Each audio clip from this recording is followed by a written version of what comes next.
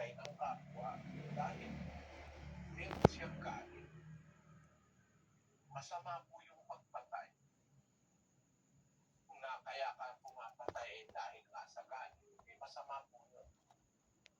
Palagay nyo, alin kaya ang mas masama?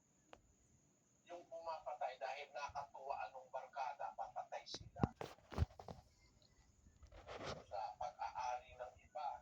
Ngayon, hindi lang nagnanakaw. Papatayin pa yung may-ari. Yung kanyang ninanakaw. Matindi na po ang kasamaan ngayon. Pati yung kasamaan ng grupo. Yung group crimes. Mga sindikato na nandoloko sa kapwa, namumwersa,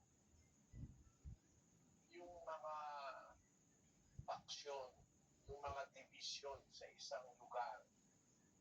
At ang lahat ng pinaglalabanan po natin ng mga division, mga faksyon, mga grupo-grupo, pinaglalabanan natin mga bagay na makalupa, mga bagay na matatapos.